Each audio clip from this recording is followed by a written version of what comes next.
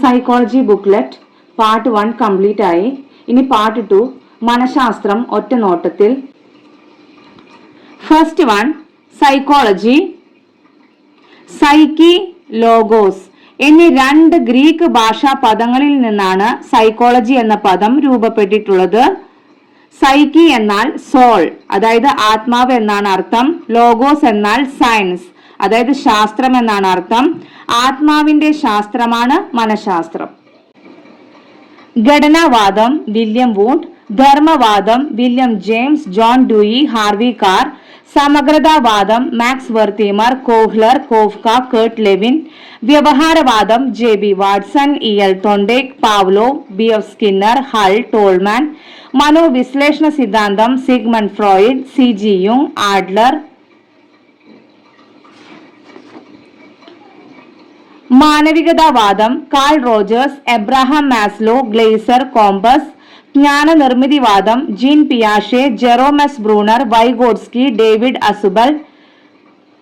Neurobiological സമീപനം Ramon y, Cajal, McConnell, Hyden, Flexner. Next one മനഃശാസ്ത്രത്തെ കേവല മനഃശാസ്ത്രം പ്യുവർ സൈക്കോളജി എന്നും പ്രയുക്ത മനഃശാസ്ത്രം അപ്ലൈഡ് സൈക്കോളജി എന്നും രണ്ടായി തിരിച്ചിരിക്കുന്നു. മനഃശാസ്ത്രത്തെ കേവല മനഃശാസ്ത്രം അതായത് പ്യുവർ സൈക്കോളജി, പ്രയുക്ത മനഃശാസ്ത്രം അപ്ലൈഡ് സൈക്കോളജി എന്നും രണ്ടായി തിരിച്ചിട്ടുണ്ട്. ഇതിലെ കേവല മനഃശാസ്ത്രം പ്യുവർ സൈക്കോളജിയിൽ വരുന്നതാണ് സാമൂഹ്യ മനഃശാസ്ത്രം, അപസാമാന്യ മനഃശാസ്ത്രം, ശിശു മനഃശാസ്ത്രം. ഇനി പ്രയുക്ത മനഃശാസ്ത്രം അപ്ലൈഡ് സൈക്കോളജിയിൽ വരുന്നതാണ് ജനിതക മനഃശാസ്ത്രം, കുറ്റകൃത്യ മനഃശാസ്ത്രം, വിദ്യാഭ്യാസ മനഃശാസ്ത്രം. Next one methods of educational psychology. First method ആത്മപരിശോധനാ രീതി, ഇൻട്രോസ്പെക്ഷൻ മെത്തേഡ്. ഇൻട്രോസ്പെക്ഷൻ എന്നത് ഇൻട്രോ, ആസ്പെക്ഷൻ എന്നിങ്ങനെ രണ്ട് ലാറ്റിൻ വേർഡ്സിൽ നിന്നാണ് ഇൻട്രോസ്പെക്ഷൻ എന്ന പദം ഉണ്ടായിട്ടുള്ളത്. ഇൻട്രോ എന്നാൽ വിത്തിൻ, അതായത് ഉള്ളിലേക്ക് എന്നാണ് അർത്ഥം. ആസ്പെക്ഷൻ എന്നാൽ ഒബ്സർവേഷൻ, അതായത് നിരീക്ഷിക്കുക എന്നാണ് അർത്ഥം. ഉള്ളിലേക്ക് നിരീക്ഷിക്കുക എന്നതാണ് ഇൻട്രോസ്പെക്ഷൻ മെത്തേഡ്. ഇത് കൊണ്ടുവന്നത് വില്യം വൂണ്ട് ആണ്. ചീപ്പസ്റ്റ് ആൻഡ് ഓൾഡസ്റ്റ് മെത്തേഡ് ആണ്.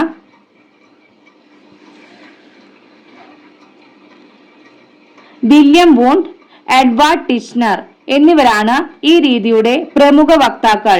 ഈ രീതി ആദ്യമായി ഉപയോഗിച്ചത് വൂണ്ട് ആണെങ്കിലും ഇതിനെ കൂടുതൽ ശാസ്ത്രീയവും കൃത്യവുമാക്കിയത് ടിച്ച്നർ ആണ്. സെക്കൻഡ് വൺ നിരീക്ഷണ രീതി, ഒബ്സർവേഷൻ മെത്തേഡ്. തേർഡ് വൺ അഭിമുഖ രീതി, ഇന്റർവ്യൂ മെത്തേഡ്. ഫോർത്ത് വൺ പരീക്ഷണ രീതി, എക്സ്പെരിമെന്റൽ മെത്തേഡ്. ശാസ്ത്രീയവും വസ്തുനിഷ്ഠവുമായ രീതിയാണ് പരീക്ഷണ രീതി. വില്യം വൂണ്ട് ആണ് പരീക്ഷണ രീതിക്ക് പ്രചാരം നേടിക്കൊടുത്തത്. കോസ്റ്റ്ലി മെത്തേഡ് ആണ്. ഫിഫ്ത് വൺ സർവേ രീതി, survey method.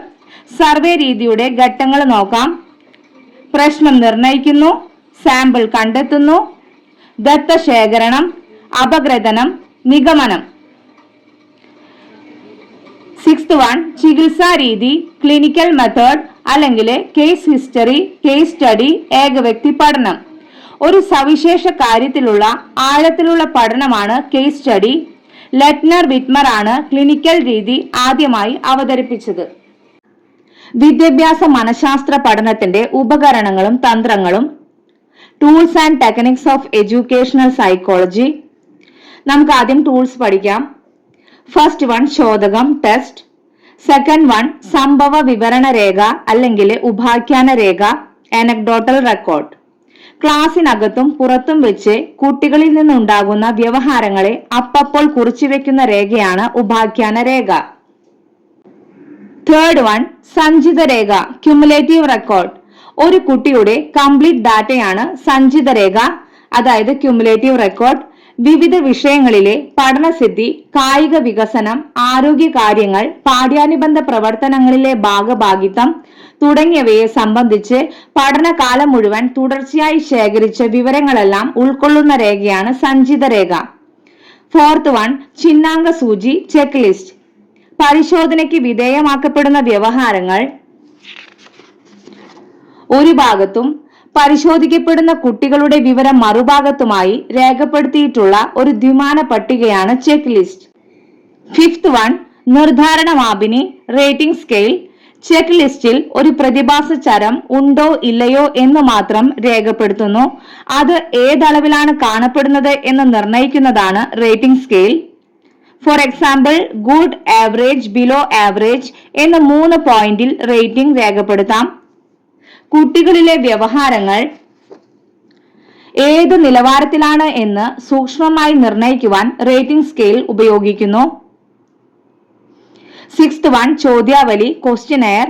Seventh one, psychological test മനഃശാസ്ത്ര ശോധകം. ഇനി നമുക്ക് ടെക്നിക്സ് പഠിക്കാം. ഫസ്റ്റ് വൺ പരിശോധന ടെസ്റ്റിംഗ്, സെക്കൻഡ് വൺ അഭിമുഖം ഇന്റർവ്യൂ, തേർഡ് വൺ സമൂഹമിതി സോഷ്യോമെട്രി. ഇത് നമ്മൾ ഓൾറെഡി പഠിച്ചതാണ്. ജയൽ മൊറീനോ മനഃശാസ്ത്രജ്ഞരും അവരുടെ പഠനങ്ങളും എന്ന ഭാഗത്ത് നമ്മൾ പഠിച്ചതാണ്. എങ്കിലും ഞാൻ ഇതിൽ നോട്ട്സ് ആഡ് ചെയ്തിട്ടുണ്ട്. ഇത് വളരെ ഇമ്പോർട്ടന്റ് ആയ ഭാഗമാണ്. ഒരു സാമൂഹിക സംഘത്തിലെ അംഗങ്ങൾ തമ്മിലുള്ള സാമൂഹിക ബന്ധങ്ങൾ നിർണയിക്കുന്നതിന് വേണ്ടി ജെ.എൽ. മൊറീനോ വികസിപ്പിച്ചെടുത്ത ഒരു തന്ത്രമാണ് സമൂഹമിതി. സോഷ്യോഗ്രാം ഒരു വ്യക്തിയുടെ സാമൂഹിക ബന്ധങ്ങളുടെ ഗ്രാഫിക് പ്രതിനിധാനമാണ് sociogram. Graphical representation of a sociometry ആണ് സോഷ്യോഗ്രാം. ഇതിൽ ഫസ്റ്റ് വരുന്നത് താരങ്ങൾ, സ്റ്റാർസ്. കൂടുതൽ അംഗങ്ങൾ തെരഞ്ഞെടുക്കുന്നവരാണ് താരങ്ങൾ. സെക്കൻഡ് വൺ ക്ലിക്കുകൾ, ക്ലിക്സ്. ഗാഢമായ ബന്ധം പുലർത്തുന്ന ചെറു സംഘമാണ് ക്ലിക്കുകൾ. Third one ഏകാഗികൾ, ഐസോലേറ്റ്സ്. ആരും തെരഞ്ഞെടുക്കാൻ ഇഷ്ടപ്പെടാത്തവരാണ് ഐസോലേറ്റ്സ്. ഫോർത്ത് വൺ മ്യൂച്വൽസ് അല്ലെങ്കിൽ ട്വിൻസ്, ദ്വന്ദ്ങ്ങൾ. 2 പേർ അങ്ങോട്ടും ഇങ്ങോട്ടും തെരഞ്ഞെടുക്കുന്നതാണ് ദ്വന്ദ്ങ്ങൾ. ഫോർത്ത് വൺ വിക്ഷേപണ തന്ത്രങ്ങൾ, പ്രൊജക്റ്റീവ് ടെക്നിക്സ്. വ്യക്തിയിൽ നിന്ന് നേരിട്ട് ശേഖരിക്കാനാവാത്ത ദത്തങ്ങൾ കണ്ടെത്താൻ വേണ്ടി ഉപയോഗിക്കുന്ന തന്ത്രങ്ങളാണ് വിക്ഷേപണ തന്ത്രങ്ങൾ. First one Rorschach inkblot test. ആവിഷ്കരിച്ചത് ആരാണ്? Hermann Rorschach. Second one thematic apperception test, TAT. മോർഗനും മുറയും ചേർന്ന് ആവിഷ്കരിച്ചതാണ് TAT. Third one word association test, WAT, CJ യുങ്. വേർഡ് അസോസിയേഷൻ ടെസ്റ്റ് പദസഹചരത്വ പരീക്ഷ. ഈ ശോധകത്തിന്റെ അടിസ്ഥാനത്തിൽ യുങ് വ്യക്തിത്വത്തെ അന്തർമുഖമെന്നും ബഹിർമുഖമെന്നും ഉഭയമുഖമെന്നും വിഭജിച്ചു. Fourth one children's apperception test, CAT. ആവിഷ്കരിച്ചത് ലിയോപോൾഡ് ബലാക്. ഫിഫ്ത് വൺ വാക്യ പൂരണ പരീക്ഷ, സെന്റൻസ് കംപ്ലീഷൻ ടെസ്റ്റ്, SCT. അപ്പോ 5 പ്രൊജക്റ്റീവ് ടെക്നിക്സ് ആണുള്ളത്. അത് ഓർത്ത് വെക്കുക. Rorschach inkblot test, thematic apperception test, TAT. Word association test, WAT. Children's apperception test, CAT. വാക്യപൂരണ പരീക്ഷ, SCT. സിക്സ്ത് വൺ വളർച്ചയും വികാസവും. എന്താണ് വളർച്ച, ഗ്രോത്ത് എന്ന് നോക്കാം. ജനനം മുതൽ ഒരു ശിശുവിനുണ്ടാകുന്ന പരിമാണാത്മകമായ ക്വാണ്ടിറ്റേറ്റീവ് മാറ്റമാണ് വളർച്ച. വികാസം, ഡെവലപ്മെന്റ്, പരിപക്വതയിലേക്ക് നയിക്കുന്ന ഗുണാത്മക ക്വാളിറ്റേറ്റീവ് മാറ്റമാണ് വികാസം. വളർച്ച എന്നത് ക്വാണ്ടിറ്റേറ്റീവ് ആണ്, വികാസം എന്നത് ക്വാളിറ്റേറ്റീവ് ആണ്. നെക്സ്റ്റ് വൺ വികാസ തത്വങ്ങൾ, principles of development. First one വികാസം അനുസ്യൂതമാണ്, development is continuous. Second one വികാസം ഗതി നിയമം പാലിക്കുന്നു, ഡെവലപ്മെന്റ് ഈസ് ഡയറക്ഷണൽ. അതിൽ വരുന്നതാണ് ശാരീരിക വികാസത്തിൽ തല മുതൽ പാദം വരെ എന്ന ക്രമം, സെഫലോകോഡൽ സീക്വൻസ് പാലിക്കപ്പെടുന്നു. നെക്സ്റ്റ് വൺ വികാസത്തിൽ ശരീരമധ്യത്തിൽ നിന്ന് വശങ്ങളിലേക്ക് സാമീപ്യ ദൂരസ്ഥ ദിശാക്രമം, പ്രോക്സിമോ ഡിസ്റ്റൽ ഡയറക്ഷൻ എന്ന ക്രമം പാലിക്കപ്പെടുന്നു. അപ്പൊ ഇതില് സെഫലോകോഡലും പ്രോക്സിമോ ഡിസ്റ്റലും ഇമ്പോർട്ടന്റ് ആണ്. അപ്പൊ അതിന്റെ ഡെഫിനിഷൻ പഠിക്കാം. സെഫലോകോഡൽ ശിരസിൽ നിന്ന് പാദത്തിലേക്കുള്ള വികസന പ്രവണതയാണ് cephalocaudal. Head to toe, top to bottom. Proximo distal കേന്ദ്ര സ്ഥാനത്ത് നിന്ന് അകന്ന ഭാഗങ്ങളിലേക്കുള്ള വികസന പ്രവണതയാണ് proximo distal. Centre to periphery, centre to outward.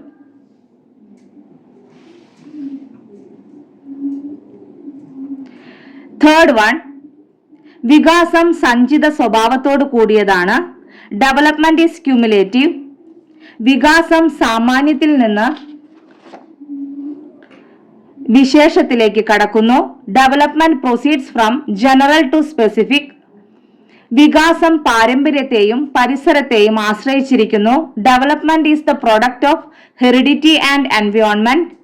Sixth one, വികാസം പരിപക്വനത്തെയും പഠനത്തെയും ആശ്രയിച്ചിരിക്കുന്നു. Development is the some of maturation and learning. Seventh one, വികാസക്രമം രേഖീയമല്ല, മറിച്ച് ചാക്രികമാണ്. Development is not linear but spiral. Eighth one, വികാസം പരസ്പരം ബന്ധപ്പെട്ടിരിക്കുന്നു. Development is interrelated. Ninth one, വികാസം പ്രവചനീയമാണ്. Development is predictable. Tenth one, വികാസത്തിന്റെ ഗതിയിൽ വ്യക്തി വ്യത്യാസം ഉണ്ടായിരിക്കും. Principle of individual differences. Seventh one, വിളംബിത ചാലക വികാസം, ഡിലേഡ് മോട്ടോർ ഡെവലപ്മെന്റ്. ഒരേ പ്രായമുള്ള എല്ലാ കുട്ടികളും ഒരേ നിലവാരത്തിലുള്ള ചാലക പ്രവർത്തനങ്ങൾ ചെയ്യണമെന്നില്ല. ചില കുട്ടികൾ അല്പം കാലതാമസം ഉണ്ടായെന്ന് വരാം. ഇതിനെ വിളംബിത ചാലക വികാസം എന്നാണ് പറയുന്നത്. എയ്ത്ത് വൺ, വികസന ഘട്ടങ്ങൾ, സ്റ്റേജസ് ഓഫ് ഡെവലപ്മെന്റ്. ഇത് വളരെ ഇമ്പോർട്ടന്റ് ആയിട്ടുള്ള ഭാഗമാണ്. ഇതില് 2 സ്റ്റേജസ് ആണുള്ളത്. പ്രീ നാറ്റൽ സ്റ്റേജ്, ജനന പൂർവ്വഘട്ടം. പോസ്റ്റ് നാറ്റൽ സ്റ്റേജ്, ജനനാന്തര ഘട്ടം. അതില് first one, pre natal stage എന്താന്ന് പഠിക്കാം. ജനന പൂർവ്വഘട്ടം. ഇതിൽ വരുന്നത് ഫസ്റ്റ് വൺ, ബീജാങ്കുരണ ഘട്ടം, ജെർമിനൽ സ്റ്റേജ്, 0 തൊട്ട് 2 വീക്സ് വരെയാണ്. സെക്കൻഡ് വൺ, ഭ്രൂണഘട്ടം, എംബ്രിയോണിക് സ്റ്റേജ്, 2 വീക്ക് തൊട്ട് 2 മന്ത്സ് വരെയാണ്. തേർഡ് വൺ, ഗർഭസ്ഥ ശൈശവഘട്ടം, ഫീറ്റൽ സ്റ്റേജ്, 2 മന്ത് തൊട്ട് ബർത്ത് വരെയാണ്. ഇനി next one, postnatal stage, ജനനാന്തര ഘട്ടം.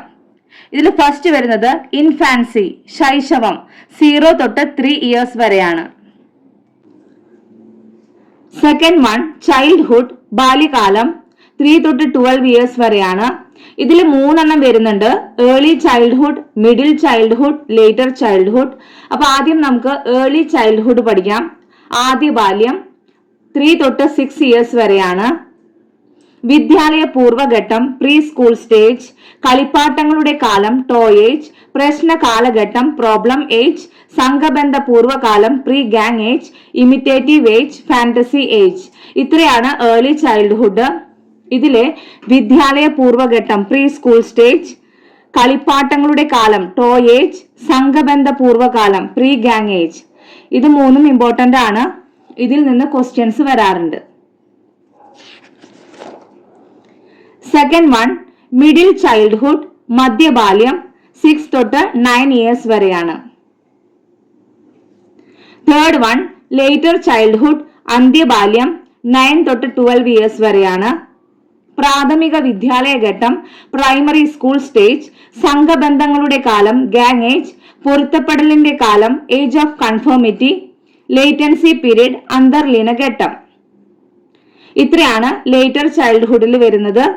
ഇതിലെ പ്രാഥമിക വിദ്യാലയ ഘട്ടം, പ്രൈമറി സ്കൂൾ സ്റ്റേജ്, സംഘബന്ധങ്ങളുടെ കാലം, ഗാങ് ഏജ്, അതുപോലെ തന്നെ പൊരുത്തപ്പെടലിന്റെ കാലം, ഏജ് ഓഫ് കൺഫോമിറ്റി, ഇതൊക്കെ ഇമ്പോർട്ടന്റ് ആണ്. പിന്നെ ലേറ്റർ ചൈൽഡ്ഹുഡിന്റെ അവസാന ഘട്ടം ഏത്, അങ്ങനെ ചോദ്യം വരും. അത് ലേറ്റൻസി പീരീഡ് ആണ്, അന്തർലീന ഘട്ടമാണ്. തേർഡ് വൺ, കൗമാരം, അഡോൾസൻസ്, 12 തൊട്ട് 19 ഇയേഴ്സ് വരെയാണ്. ജീവിതത്തിന്റെ വസന്തം എന്ന് കൗമാരത്തെ വിശേഷിപ്പിച്ചത് ജോൺ കീറ്റ്സ് ആണ്. ഇത് നമ്മൾ ഓൾറെഡി പഠിച്ചിട്ടുള്ളതാണ്.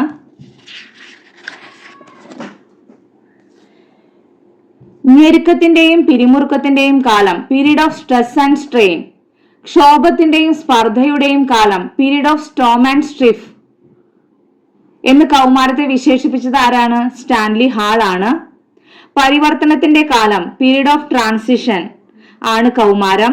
താൽക്കാലിക ബുദ്ധിഭ്രമത്തിന്റെ കാലം പീരീഡ് ഓഫ് ടെമ്പററി ഇൻസാനിറ്റി എന്ന് കൗമാരത്തെ വിശേഷിപ്പിച്ചത് ഹോളിംഗ്വർത്ത്. ഇതൊക്കെ നമ്മൾ പഠിച്ചു കഴിഞ്ഞതാണ്. ഹോളിംഗ്വർത്ത്, അതുപോലെ സ്റ്റാൻലി ഹാൾ, അതുപോലെ ജോൺ കീറ്റ്സ്, ഇതൊക്കെ നമ്മൾ മനഃശാസ്ത്രജ്ഞരും അവരുടെ പഠനങ്ങളും എന്ന പാർട്ട് 1 നമ്മൾ പഠിച്ചിട്ടുള്ളതാണ്. Secondary school stage period of daydreaming. ഇത്രയാണ് അഡോൾസൻസ്, കൗമാരം. 4th വൺ അഡൾട്ട്ഹുഡ്, പ്രായപൂർത്തി 19 തൊട്ട് 60 ഇയേഴ്സ് വരെയാണ്. 5th വൺ വാർദ്ധക്യം, ഓൾഡ് ഏജ് 60 വയസ്സിന് ശേഷമാണ്. അപ്പൊ ഇത്രയാണ് stages of development. 9th one ശിശു വികാരങ്ങളുടെ പ്രത്യേകതകൾ. ഫസ്റ്റ് വൺ ക്ഷണികത, സെക്കൻഡ് വൺ തീവ്രത, തേർഡ് വൺ ചഞ്ചലത, 4th വൺ വൈകാരിക ദൃശ്യത, 5th വൺ ആവൃത്തി, 6th വൺ ഇടവേള കുറഞ്ഞിരിക്കൽ. 10th വൺ കുട്ടികളിലെ പ്രധാന വികാരങ്ങൾ. ഫസ്റ്റ് വൺ ഭയം, സെക്കൻഡ് വൺ സംഭ്രമം, തേർഡ് വൺ ആകുലത, 4th വൺ ഉത്കണ്ഠ, 5th വൺ കോപം. ഇത് പ്രധാനമായും 2 തരത്തിലാണ്. ഫസ്റ്റ് വൺ ഇമ്പൾസീവ് റെസ്പോൺസസ്, ഭവിഷ്യത്തുകളെ കുറിച്ച് ആലോചിക്കാതെയുള്ള കോപപ്രകടനമാണിത്. ഉദാഹരണം അടിക്കുക, ചവിട്ടുക. സെക്കൻഡ് വൺ ഇൻഹിബിറ്റഡ് റെസ്പോൺസസ്, കോപം പ്രകടിപ്പിച്ചാൽ ഉണ്ടാകുന്ന ഭവിഷ്യത്തുകൾ തിരിച്ചറിഞ്ഞുകൊണ്ട് മുഖം കറുപ്പിക്കൽ, വേദന അല്ലെങ്കിൽ ദുഃഖം പ്രകടിപ്പിക്കൽ.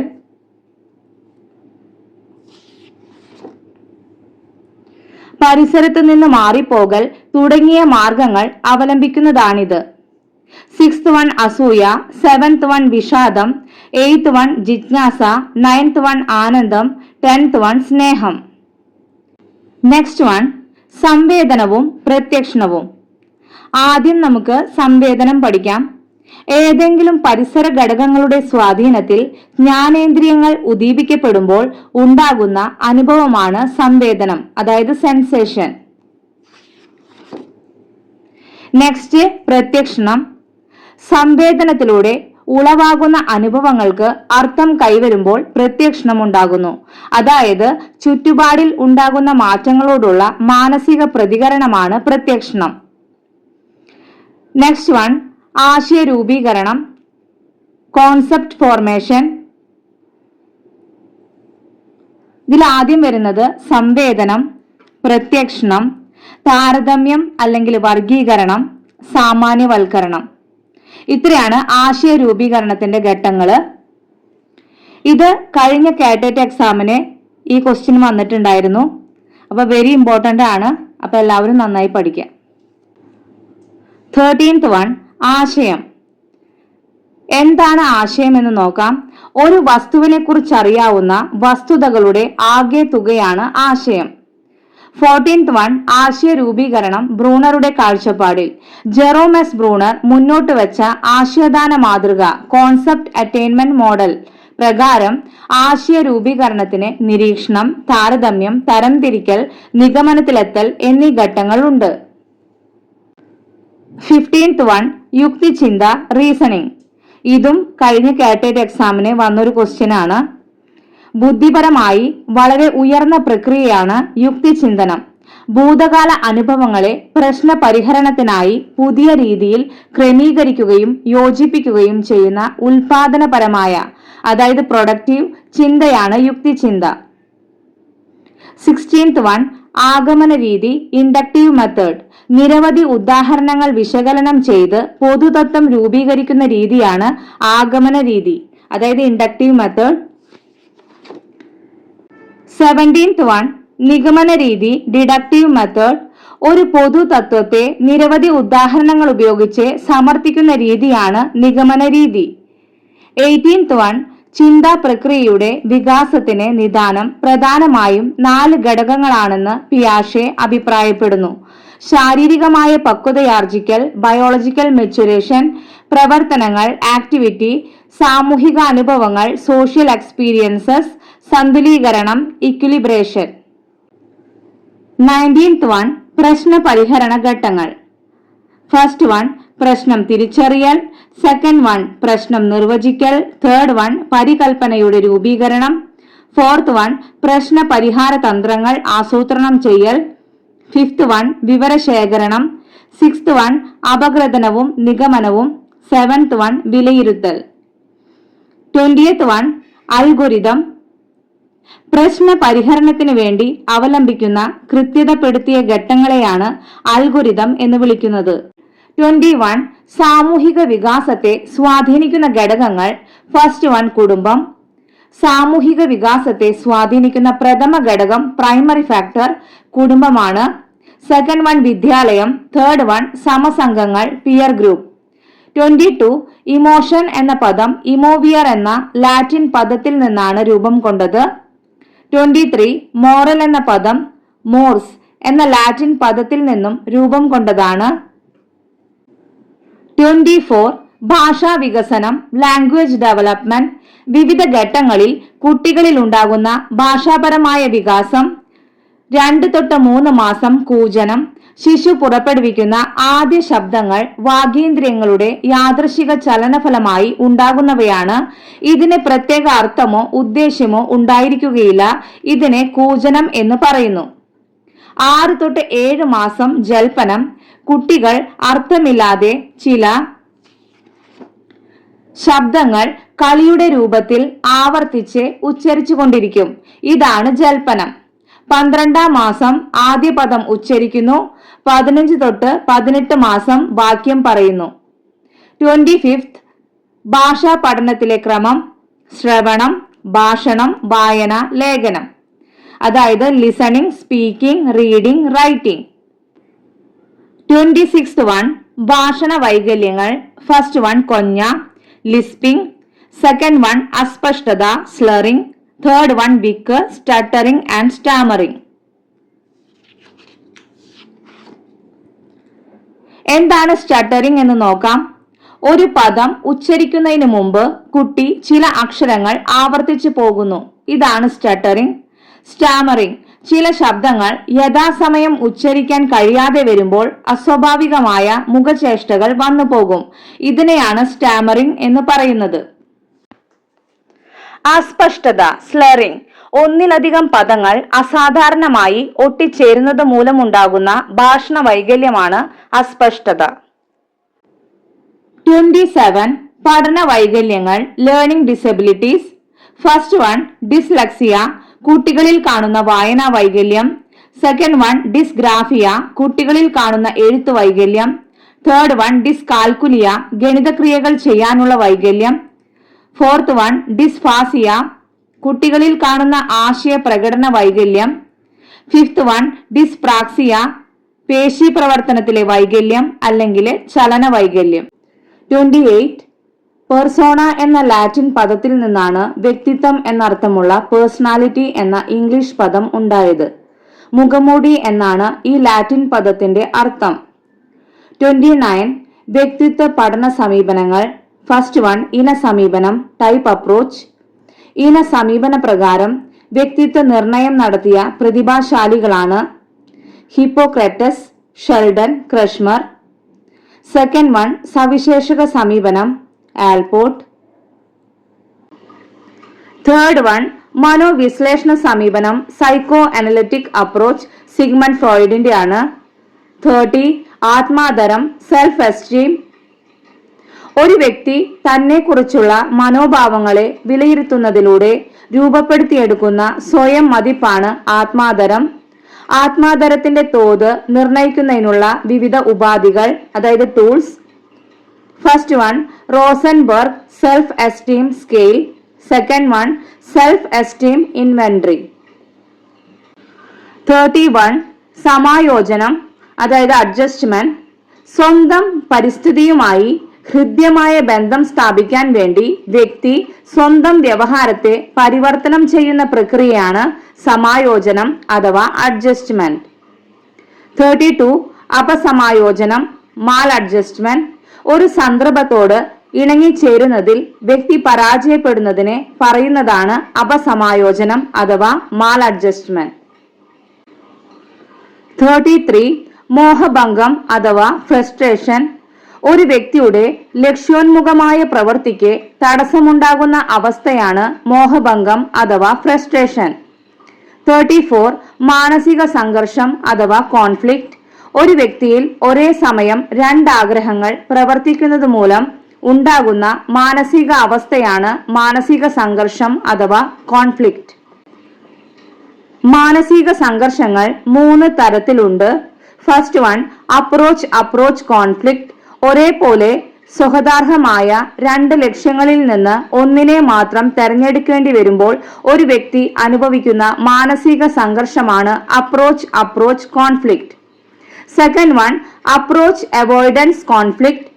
സ്വഹതാർഹ ലക്ഷ്യമോ നിഷേധാത്മക ലക്ഷ്യമോ ഏത് വേണം തെരഞ്ഞെടുക്കുക എന്ന പ്രശ്നം നേരിടുമ്പോഴത്തെ മാനസികാവസ്ഥയാണ് approach avoidance conflict. Third one avoidance conflict. ഒരേപോലെ ശക്തിയുള്ള രണ്ട് നിഷേധാത്മക ലക്ഷ്യങ്ങളിൽ നിന്ന് ഒന്ന് തെരഞ്ഞെടുക്കേണ്ടി വരുമ്പോൾ വ്യക്തി അനുഭവിക്കുന്ന മാനസിക സംഘർഷമാണ് അവോയ്ഡൻസ് കോൺഫ്ലിക്റ്റ്. 35 പ്രതിരോധ തന്ത്രങ്ങൾ അഥവാ സമായോജന തന്ത്രങ്ങൾ. മോഹഭംഗങ്ങളിൽ നിന്നും മാനസിക സംഘർഷങ്ങളിൽ നിന്നും രക്ഷപ്പെടാനോ അവയെ പ്രതിരോധിക്കാനോ വ്യക്തി സ്വീകരിക്കുന്ന തന്ത്രങ്ങളാണ് പ്രതിരോധ തന്ത്രങ്ങൾ അഥവാ സമായോജന തന്ത്രങ്ങൾ. പ്രതിരോധ തന്ത്രങ്ങൾ ഡിഫൻസ് മെക്കാനിസം.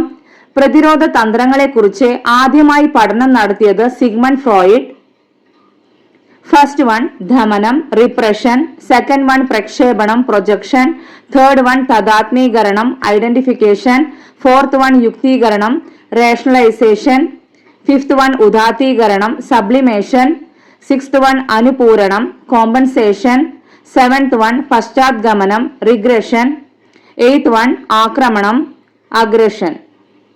36 പഠനത്തിലെ സമഗ്രതാ നിയമങ്ങൾ gestalt laws of learning. First one സാമ്യതാ നിയമം അഥവാ സാദൃശ്യ നിയമം ലോ ഓഫ് സിമിലാരിറ്റി. സദൃശ്യമായവയെ ഒരു ഗ്രൂപ്പായി കാണാനുള്ള പ്രവണതയാണ് സാമ്യതാ നിയമം അഥവാ സാദൃശ്യ നിയമം. ഫസ്റ്റ് പിക്ചറിൽ രണ്ട് ത്രികോണങ്ങളായി വീക്ഷിക്കുന്നു.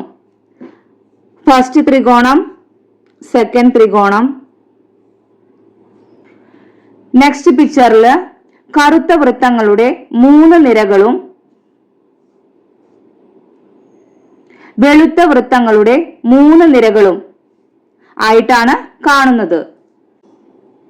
സെക്കൻഡ് വൺ സാമീപ്യ നിയമം ലോ ഓഫ് പ്രോക്സിമിറ്റി. ഇതില് ഫസ്റ്റ് പിക്ചറിൽ 2 സ്ക്വയേഴ്സിന്റെ 3 കൂട്ടങ്ങളായിട്ടാണ് കാണുന്നത്. സെക്കൻഡ് പിക്ചറിൽ 8 രേഖാഖണ്ഡങ്ങളെ 4 സെറ്റ് രേഖാഖണ്ഡങ്ങളായിട്ടാണ് കാണുന്നത്. സമീപസ്ഥമായവയെ ഒരു കൂട്ടമായി കാണാനുള്ള പ്രവണതയാണ് സാമീപ്യ നിയമം അതായത് ലോ ഓഫ് പ്രോക്സിമിറ്റി.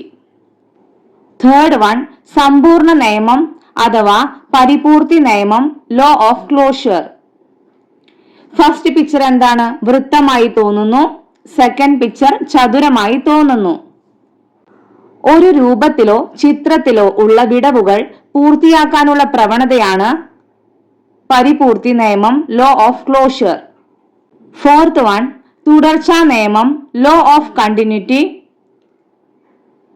ചിത്രത്തിലുള്ളത് ഒരുപാട് ഏകകേന്ദ്ര വൃത്തങ്ങളാണെങ്കിലും അത് ഒരു ചാക്രിക രേഖയായി നമുക്ക് തോന്നുന്നു. പ്രത്യേക ഘടകങ്ങളെ നമുക്ക് അർത്ഥപൂർണമായ ഒരു രൂപമാതൃക കിട്ടാൻ പാകത്തിൽ നാം ശൃംഖലനം ചെയ്യുന്നുവെന്നാണ് ഈ നിയമം സൂചിപ്പിക്കുന്നത്. 37 സർഗാത്മകത ക്രിയേറ്റിവിറ്റി. നൂതനമോ പുതുമയുള്ളതോ ആയ ഒരു ആശയത്തെയോ വസ്തുവിനെയോ സൃഷ്ടിക്കാനോ കണ്ടെത്താനോ ഒരു വ്യക്തിക്കുള്ള ശേഷിയാണ് സർഗാത്മകത അല്ലെങ്കിൽ സർഗപരത ക്രിയേറ്റിവിറ്റി.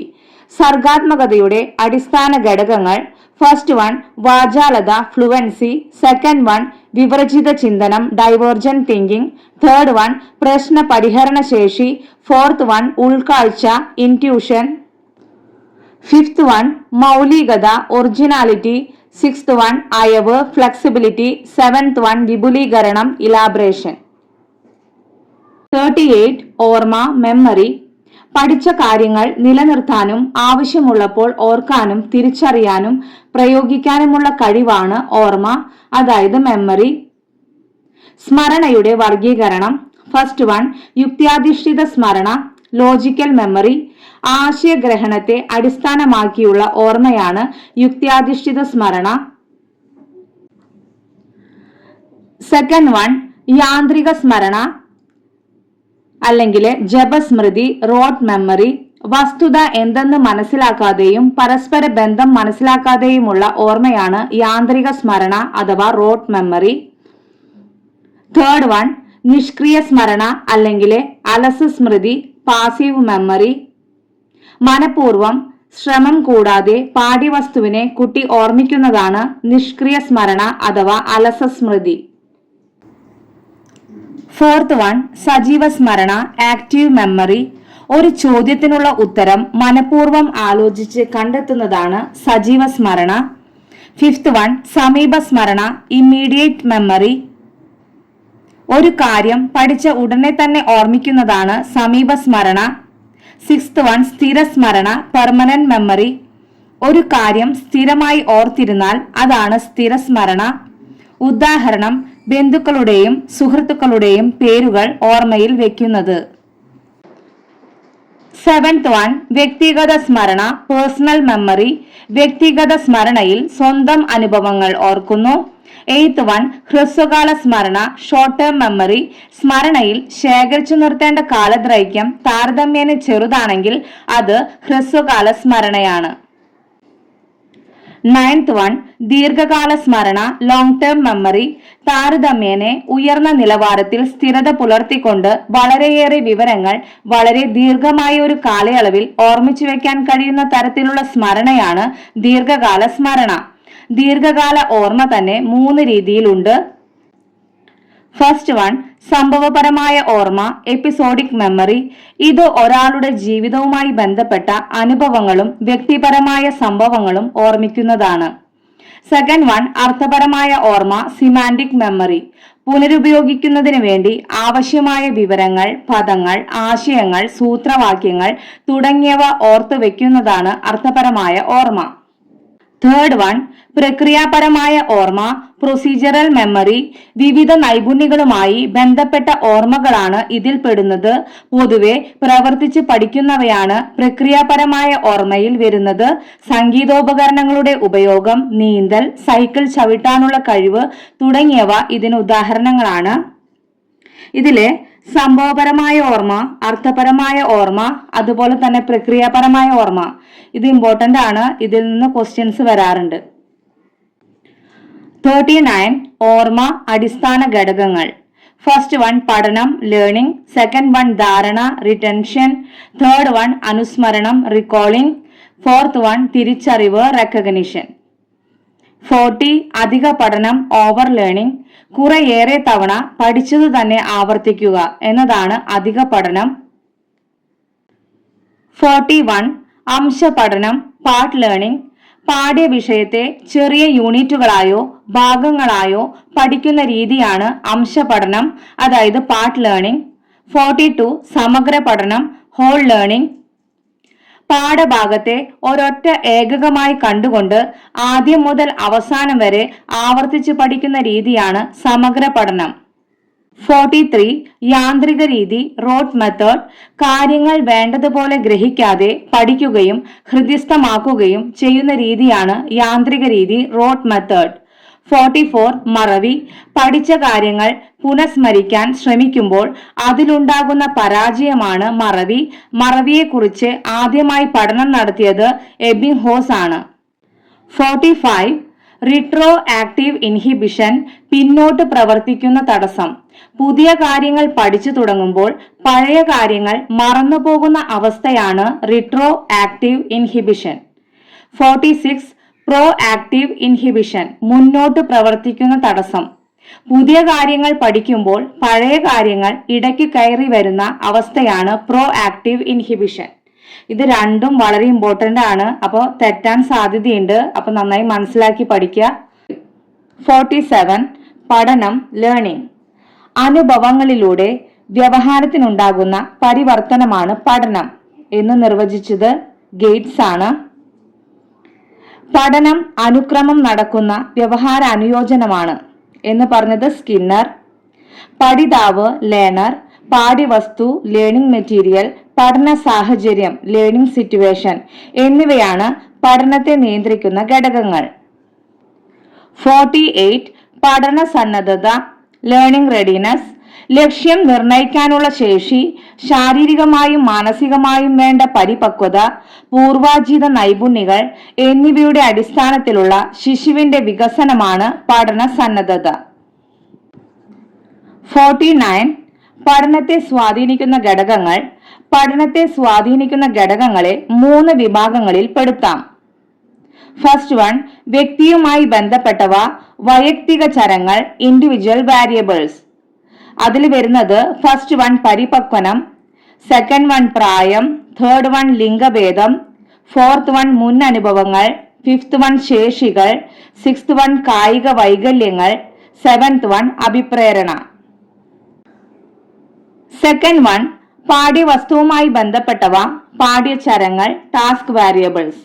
അതിൽ വരുന്നതാണ് ഫസ്റ്റ് വൺ പാഠ്യവസ്തുവിന്റെ ദൈർഘ്യം, സെക്കൻഡ് വൺ പാഠ്യവസ്തുവിന്റെ കാഠിന്യ നിലവാരം, തേർഡ് വൺ പാഠ്യവസ്തുവിന്റെ അർത്ഥപൂർണത, ഫോർത്ത് വൺ പാഠ്യവസ്തുക്കളുടെ സംഘാടനം, ഓർഗനൈസേഷൻ ഓഫ് മെറ്റീരിയൽസ്.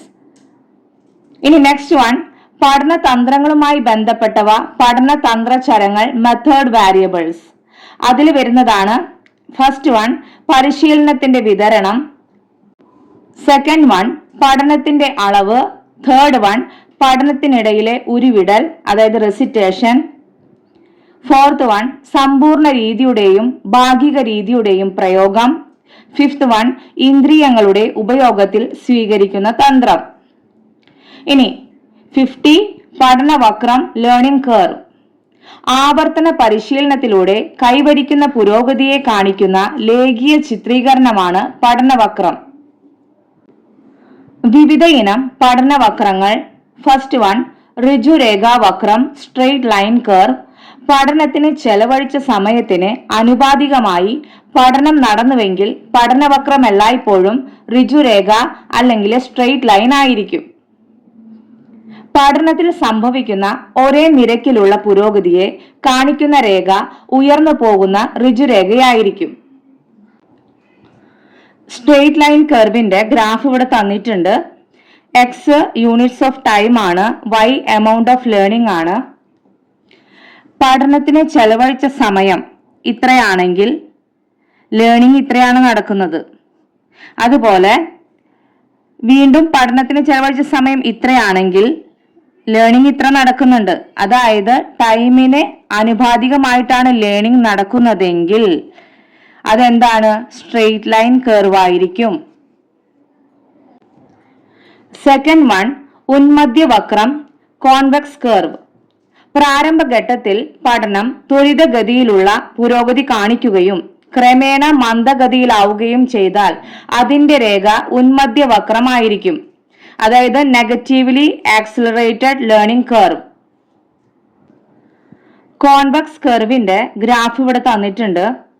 ഈ ഗ്രാഫ് നോക്കിയാൽ നമുക്ക് മനസ്സിലാവും പഠനം എങ്ങനെയാണ് പോകുന്നത്, പുരോഗതിയിലേക്കാണ് പോകുന്നത്. പോയി എന്തായി? അത് മന്ദഗതിയിലേക്കായി. പഠനം പുരോഗതിയിൽ നിന്ന് മന്ദഗതിയിലേക്ക് ആവുന്നതാണ് കോൺവെക്സ് കർവ്. തേർഡ് വൺ നദമധ്യവക്രം കോൺകേവ് കർവ്. ആദ്യ ഘട്ടങ്ങളിൽ പഠന പുരോഗതി മന്ദമായിരിക്കുകയും ക്രമേണ വർദ്ധിക്കുകയും ചെയ്യുമ്പോൾ അതിന്റെ രേഖ നദമധ്യവക്രമായിരിക്കും. Positively accelerated learning curve. Concave കർവിന്റെ ഗ്രാഫ് ഇവിടെ തന്നിട്ടുണ്ട്. ഇതില് പഠനം എങ്ങനെയാണ് നടക്കുന്നത്? ആദ്യം മന്ദഗതിയിലാണ്. മന്ദഗതിയിൽ പോയി എന്തായി? അത് പുരോഗതിയിലേക്ക് പോയി. അതാണ് കോൺകേവ് കർവ്. ഫോർത്ത് വൺ സമ്മിശ്ര വക്രം മിക്സഡ് കർവ്. സാധാരണഗതിയിൽ പഠനം മന്ദഗതിയിൽ തുടങ്ങി പെട്ടെന്ന് പുരോഗമിച്ച് വീണ്ടും മന്ദഗതിയിലാകുന്നു. അപ്പോൾ ഏതാണ്ട് എസ് ആകൃതിയിലുള്ള പഠനരേഖയാകും ഫലം. ഇതിനെ സമ്മിശ്ര വക്രം എന്ന് പറയുന്നു. മിക്സഡ് കർവിന്റെ ഗ്രാഫ് നോക്കാം.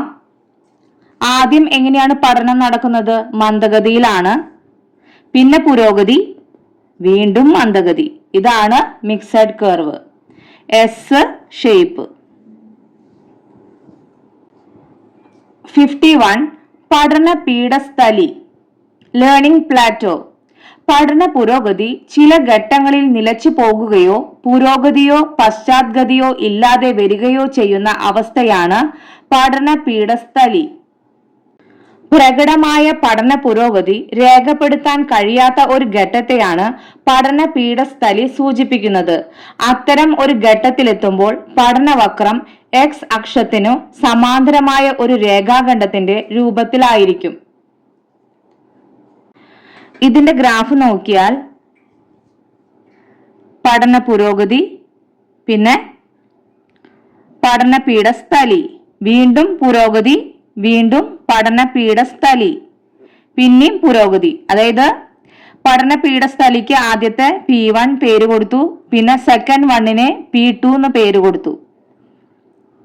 അപ്പോ ഇതില് അത്തരം ഒരു ഘട്ടത്തിലെത്തുമ്പോൾ പഠനവക്രം എക്സ് അക്ഷത്തിന് സമാന്തരമായ ഒരു രേഖാഖണ്ഡത്തിന്റെ രൂപത്തിലായിരിക്കും. അതായത് P1 കണ്ടോ, എക്സ് അക്ഷത്തിന് സമാന്തരം, അതായത് പാരലൽ ആയിരിക്കും. പിന്നെ P2 കണ്ടോ, എക്സ് അക്ഷത്തിന് സമാന്തരമായിരിക്കും. 52 പഠന സംക്രമണം അല്ലെങ്കിൽ പഠനാന്തരണം, ട്രാൻസ്ഫർ ഓഫ് ലേണിംഗ്. നേരത്തെ പഠിച്ച കാര്യങ്ങൾ പുതിയ പഠനത്തെ എങ്ങനെ സ്വാധീനിക്കുന്നു എന്ന് പരിശോധിക്കുന്നതാണ് പഠന സംക്രമണം അല്ലെങ്കിൽ പഠനാന്തരണം. അതിൽ ഫസ്റ്റ് വൺ അധിക സംക്രമണം, പോസിറ്റീവ് ട്രാൻസ്ഫർ. ഒരു വിഷയത്തിന്റെയോ പ്രവർത്തനത്തിന്റെയോ പഠനം മറ്റൊരു വിഷയത്തിന്റെയോ പ്രവർത്തനത്തിന്റെയോ പഠനത്തിനു സഹായകമാകുന്നുവെങ്കിൽ അതാണ് അധിക സംക്രമണം. സെക്കൻഡ് വൺ ന്യൂന സംക്രമണം, നെഗറ്റീവ് ട്രാൻസ്ഫർ.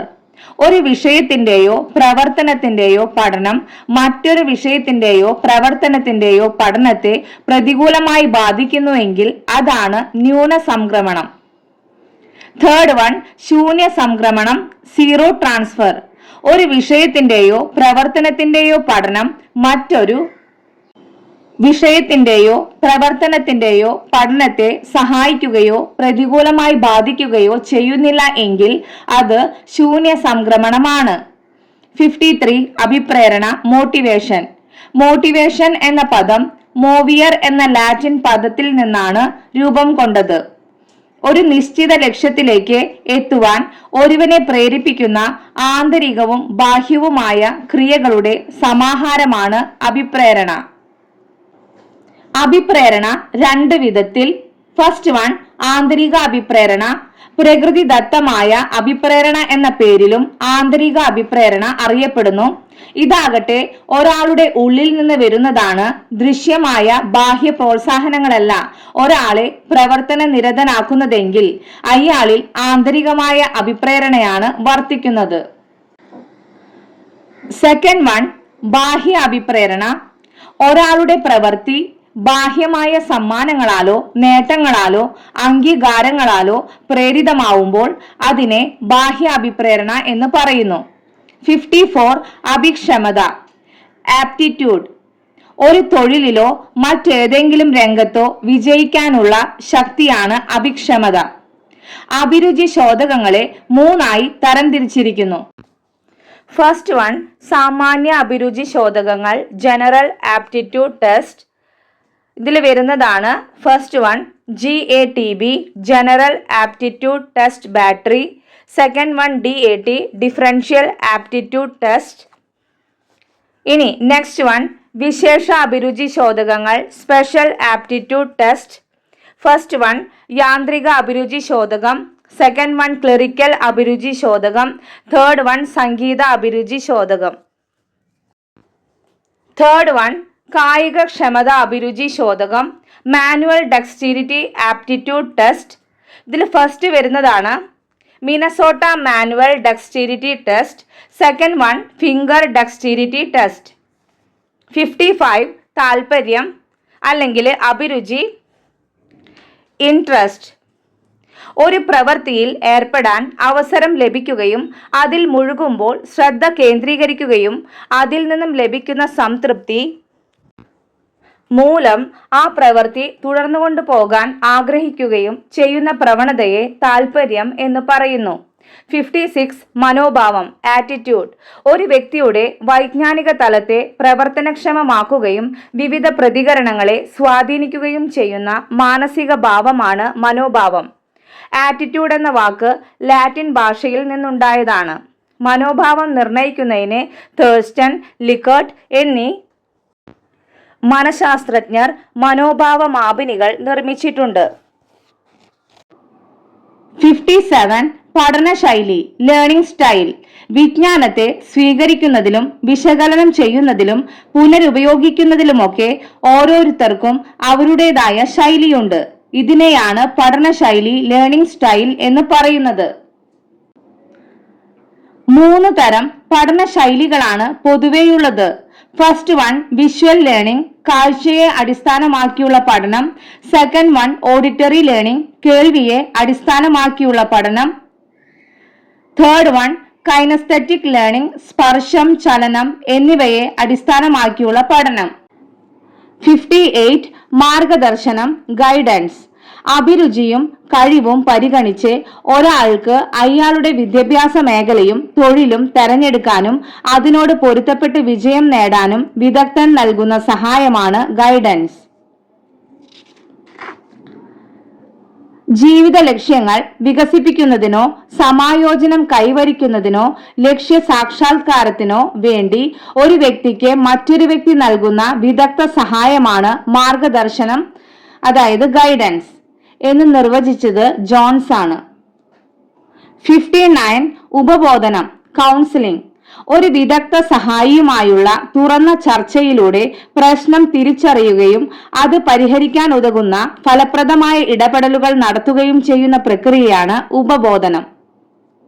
മാനസിക സഹായം ആവശ്യമുള്ള വ്യക്തിയും, അതായത് കൗൺസിലി, അത്തരം സഹായം നൽകാൻ അറിവും പ്രാഗൽഭ്യവുമുള്ള വ്യക്തിയും, അതായത് കൗൺസിലർ, തമ്മിൽ സ്വച്ഛാനുസാരം നടക്കുന്ന ആരോഗ്യകരമായ ഇടപെടൽ ബന്ധമാണ് ഉപബോധനം, അതായത് കൗൺസിലിംഗ്. കൗൺസിലിംഗ് സമീപനങ്ങൾ. ഫസ്റ്റ് വൺ കൗൺസിലർ കേന്ദ്രീകൃത സമീപനം, councillor centred approach, directive counselling. E.G. Williamson ആണ് കൊണ്ടുവന്നിട്ടുള്ളത്. ഇതിനെ പ്രിസ്ക്രിപ്റ്റീവ് കൗൺസിലിംഗ് എന്നും വിളിക്കാറുണ്ട്. സെക്കൻഡ് വൺ കൗൺസിലി കേന്ദ്രീകൃത സമീപനം, client centred approach, non directive counselling. ഇതിനെ പെർമിസീവ് കൗൺസിലിംഗ് എന്നും വിളിക്കാറുണ്ട്. ഇതിന്റെ വക്താവ് കാൾ റോജേഴ്സ് ആണ്. തേർഡ് വൺ സമന്വിത സമീപനം, എക്ലറ്റിക് അപ്രോച്ച്, ഫെഡറിക് സി തോണിന്റെ ആണ്. 60 inventories. First one personal data sheet PDS, RS വുഡ്വർത്തിന്റെ ആണ്. Second one Minnesota multiphasic personality inventory, MMPI. Third one ascendance submission reaction study, AS, GW ആൽപോർട്ടിന്റെ ആണ്. Fourth one Eysenck personality inventory, EPI, ഐസൻകിന്റെ ആണ്. ഇതോടുകൂടി part 2 മനഃശാസ്ത്രം ഒറ്റ നോട്ടത്തിൽ നമ്മുടെ കംപ്ലീറ്റ് ആവാണ്. 60 ആശയങ്ങളാണ് പാർട്ട് 2 നമ്മൾ ഉൾപ്പെടുത്തിയിട്ടുള്ളത്. പാർട്ട് 1 80 മനഃശാസ്ത്രജ്ഞരും അവരുടെ പഠനങ്ങളുമാണ് ഉൾപ്പെടുത്തിയിട്ടുള്ളത്. പാർട്ട് 1 പ്ലസ് പാർട്ട് 2 സൈക്കോളജിയുടെ ഫുൾ സിലബസ് ആണെന്ന് പറയാം. അപ്പോൾ എല്ലാവരും നന്നായി പഠിക്കുക, സൈക്കോളജി ബുക്ക്ലെറ്റിനെ പ്രൊമോട്ട് ചെയ്യുക. Thank U.